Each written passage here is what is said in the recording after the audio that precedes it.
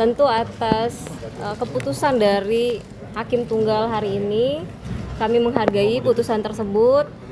Tentu kami juga punya catatan serius tentang proses persidangan ini, karena dari sekian banyak dalil yang kami sampaikan, ternyata dari hakim pra-peradilan hanya melihat dari jumlah alat bukti yang sudah ada 2. Terkait dengan apakah berkualitas, apakah relevan, itu tidak dipertimbangkan sama sekali. Bahkan sama sekali tidak membahas juga terkait dengan kewenangan KPK dalam menetapkan tersangka yang sudah dicantumkan secara jelas di dalam KUHP ataupun di dalam Undang-Undang KPK yang sudah dihapus.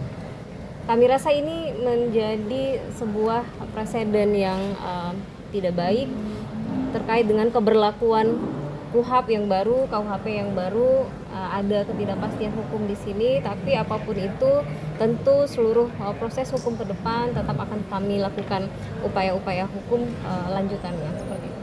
Berarti hakim tidak memahami KUHP dan KUHP yang baru? Saya pikir ada beberapa dalil yang tidak dimuat oleh hakim ya. Tentu hakim punya pertimbangan tersendiri sehingga kita hargai itu.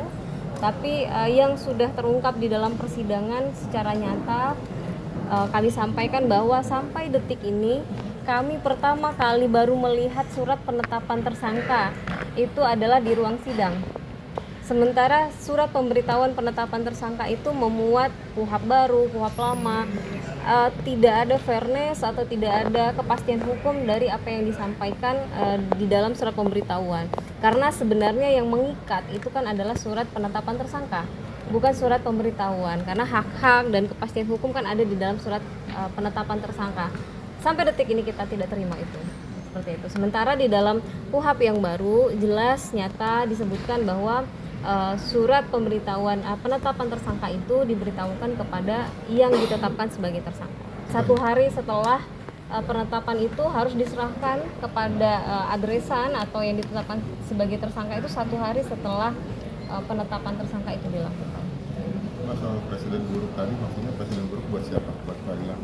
Iya, karena gini, di dalam KUHP baru ini dilakukan perubahan yang signifikan dengan harapan adanya proses uji terhadap tindakan dari aparat penegak hukum dalam melakukan tindakan-tindakan dalam proses penegakan hukum ya.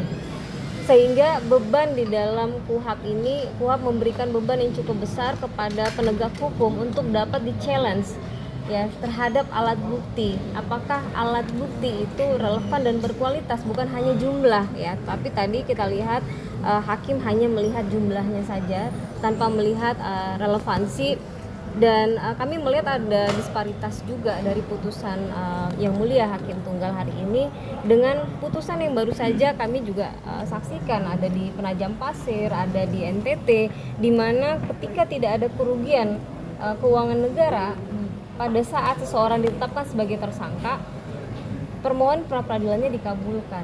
Nah, ini kan masih di dalam satu institusi Mahkamah Agung, namun ada disparitas putusan. Nah, ini tentu akan menjadi presiden yang buruk. Sehingga kita sebagai orang yang mencari keadilan tentu tidak tahu lagi yang mana nih kepastian hukumnya.